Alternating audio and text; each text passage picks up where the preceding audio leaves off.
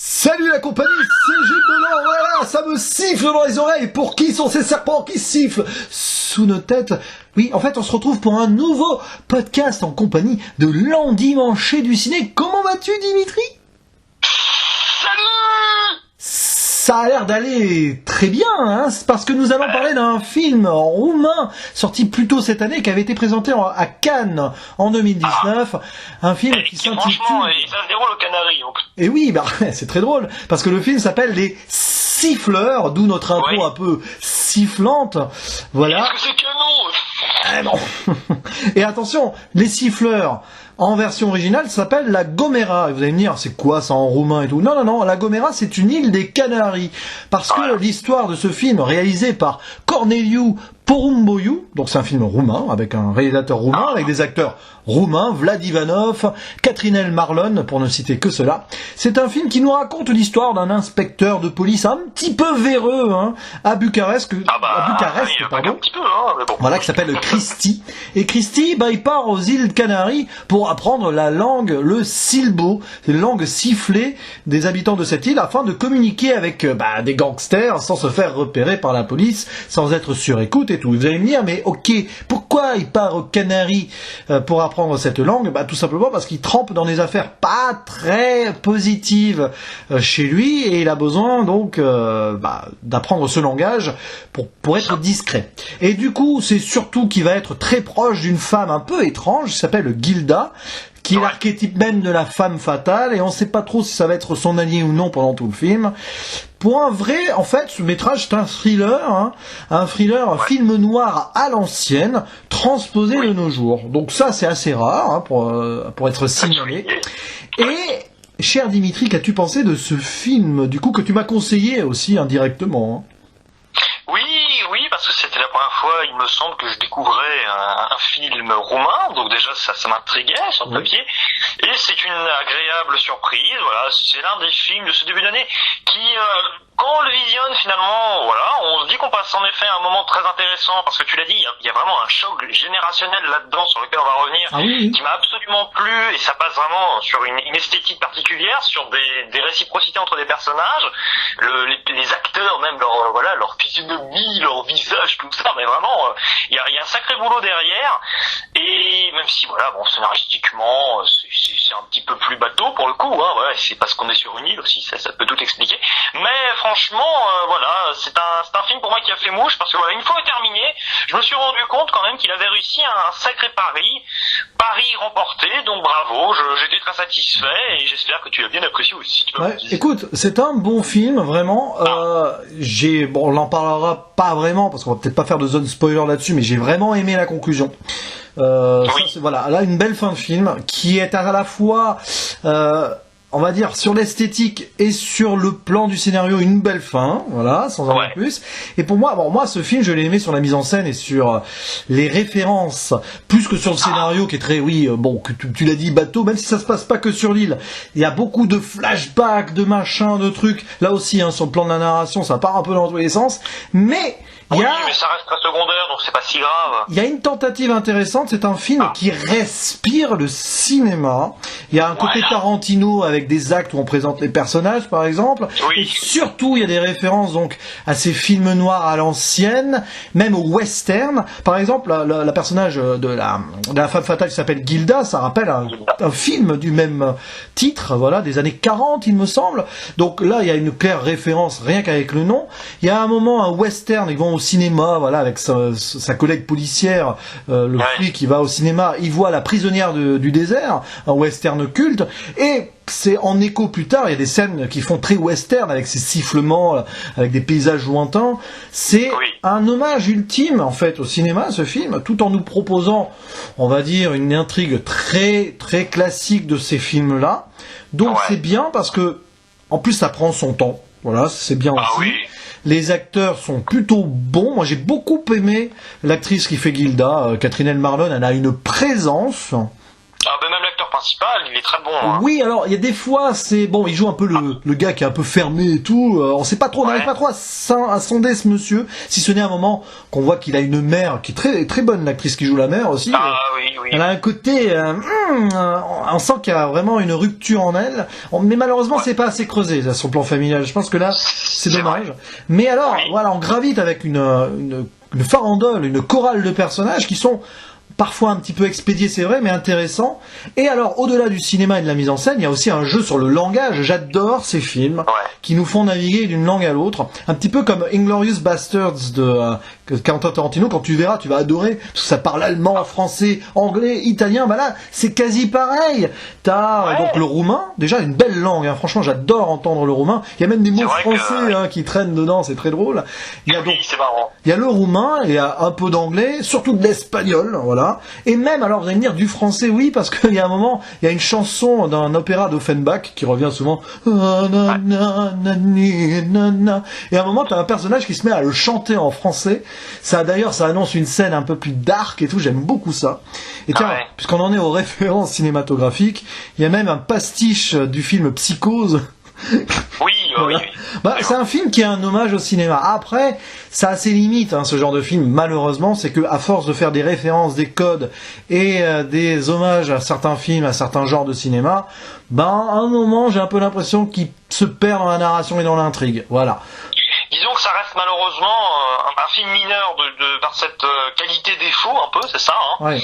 Et finalement, oui, c'est un western urbain, c'est comme ça que j'appelle. C'est un western urbain et à la fois sauvage quand c'est en Canaries, mais oui, c'est vrai. Oui, bien sûr, oui, mais bon, oui, je suis d'accord, c'est vrai. Et après, finalement, c'est quand même une caractéristique que j'apprécie vraiment, moi, avec l'acteur principal, je veux quand même le défendre, c'est qu'il m'a rappelé quand même, et c'est peu dire, Michael Keaton, quand même, je sais pas, dans le rôle qu'il avait dans Spider-Man Homecoming, le vautour, c'était la meilleure qualité du film d'ailleurs, c'est pas un très bon film, mais voire pas très bon du tout, mais c'était quand même une belle satisfaction, donc franchement là-dessus je trouve que c'est bien. Après il y a aussi un autre point, c'est vrai que t'en parlais, c'est vrai, bon, le scénario n'est pas très creusé, en même temps, moi j'ai quand même envie de préciser quelque chose, j'ai vu dernièrement un film qui est sur Netflix d'ailleurs, qui s'appelle, un film de 2020, qui est tout récent, hein, qui s'appelle le silence de la ville blanche, je crois, c'est ça, et le problème de ce film, c'est que il y a vraiment une intrigue avec la police, avec les forces de l'ordre, et on essaye, si tu veux, d'avoir un aspect très révolutionnaire par rapport à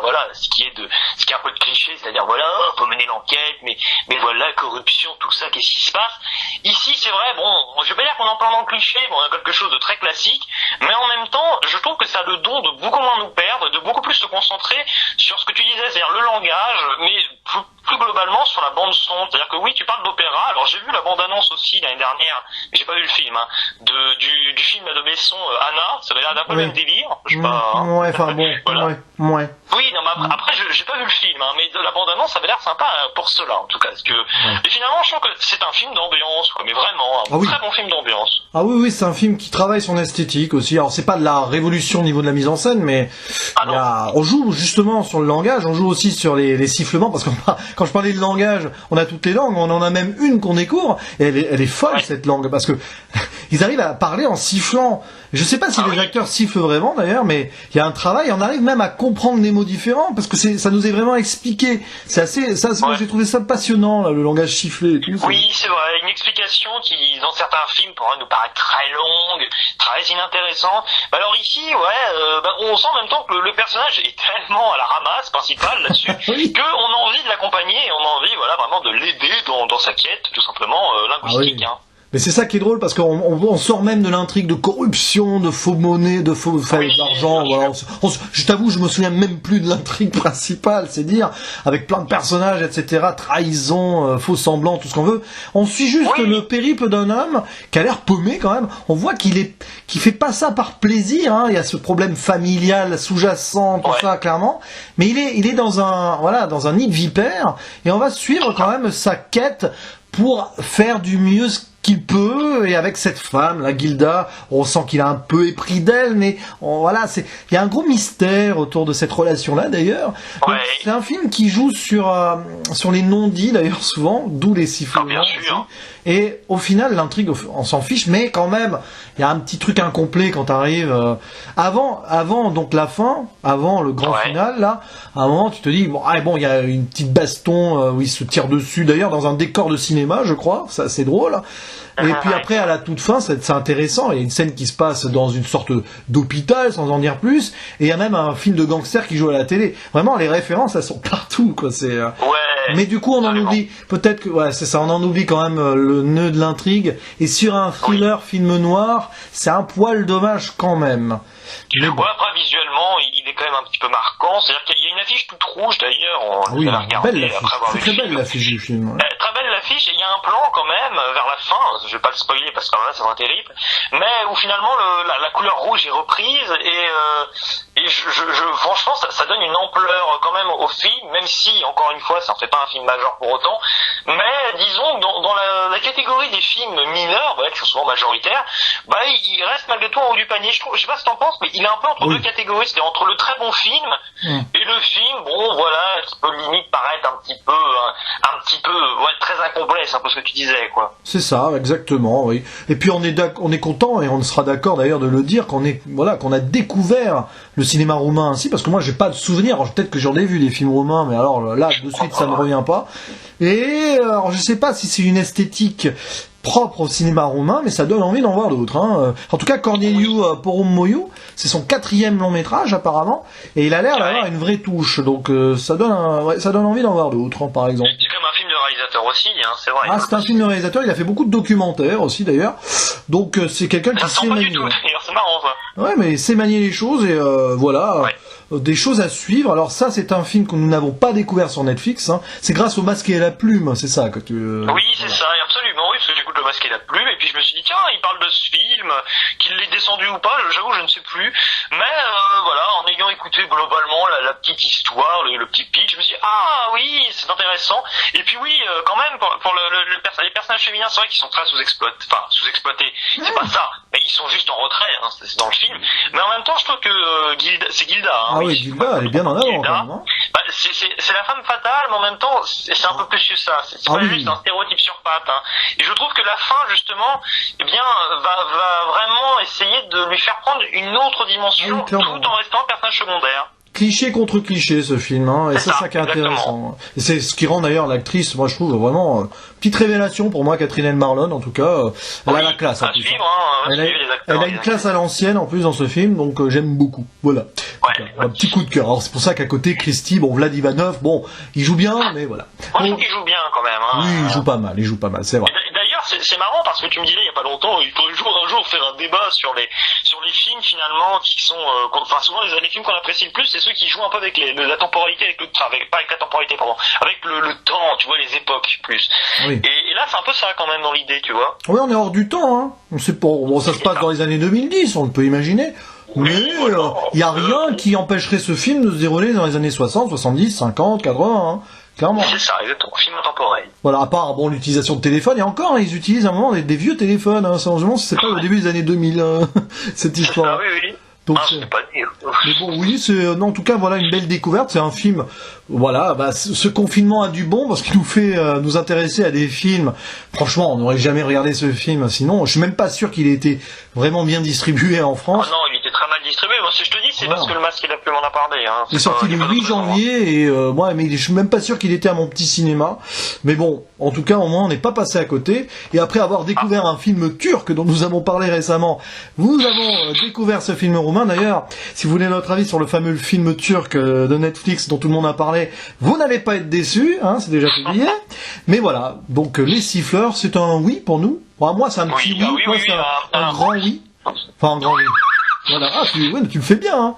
Et du coup, tu mets combien, toi, alors? Une petite note. Une petite note, écoute, je vais mettre un 7 sur 10, voilà, c'est une note honorable, c'est un très bien sur Captain Watch, et ça figure parmi les meilleurs films pour moi de ce début d'année 2020. Ah, bah voilà. Bon, moi, je serais un peu plus réservé parce que, quand même, il me manque cette intrigue-là. Mais c'est un gros 6 sur 10. J'aurais pu aller... ouais, c'est vrai que la fin, quand même, j'aurais pu monter à 7. Mais non, je vais rester à 6. Il y a donc pas mal sur Captain Watch. Mais ça fait partie de ces films qui vont être dans la première partie du classement, hein, grosso modo. Je suis content. Plus gentil que toi. Bah oui, bah écoute, c'est bien. Hein, voilà, nous aussi, on fait cliché contre cliché, c'est bien. Mais on est content de l'avoir vu. On vous le recommande. Hein, si vous avez envie de voir un film à l'ancienne et un cinéma avec une approche peut-être différente, quoique il est tellement référencé film noir western que bon, je suis pas certain qu'il représente le cinéma roumain en tant que tel, mais bon, en tout cas, c'est intéressant, c'est bien fait, c'est posé. Un cinéma influencé, mais qui influence. Voilà, et qui nous fait voyager aussi à travers les... plutôt, parce qu'influence, ça peut avoir une connotation un peu négative. C'est vrai, ça nous fait voyager à travers l'histoire du cinéma et aussi à travers les îles Canaries et Bucarest. Hein. On voit aussi le côté urbain de la ville de Bucarest, donc c'est intéressant. Ça m'a marqué, ça, j'avoue. C'est pour ça que j'ai parlé de western urbain, d'ailleurs, c'est pas pour rien aussi. Ouais, peut-être un visage un peu sombre de la société roumaine, aussi corrompue. Peut-être qu'il y a ce message-là. Vous savez, la société Ceausescu, il s'appelait, je crois, le dictateur. Bon. Ouais, j'avoue, la Roumanie, là, je suis désolé, mais je n'ai aucune connaissance. Là, voilà, trêve de bavardage historique. Si c'est en plus pour dire des bêtises. La seule connaissance que j'ai sur le pays, c'est qu'on les a battus, enfin, la France les a battus à l'Euro 2016. Voilà. Ah bah dis donc. Voilà. Non, mais bon, en tout cas, on est content d'avoir vu ce film et regardez-le si vous le pouvez. Je crois, je sais plus. Oh, tu sais, hein, le foot. Hein. Mais bon, voilà. On est content d'avoir vu les siffleurs et il ne nous reste plus qu'à vous siffler la fin de cette critique ou cette chronique, cette discussion. Là. Oui. Alors, ouais, c'est ça. On va le faire. Attends. Vas-y, moi je fais la traduction. Vas-y. Ouais, allez, on va manger une persiflette maintenant. Ce qui veut dire à la prochaine, ciao, hein, vous l'avez compris. Hein. Oh, on est pénible là. Allez, à la prochaine. Ciao.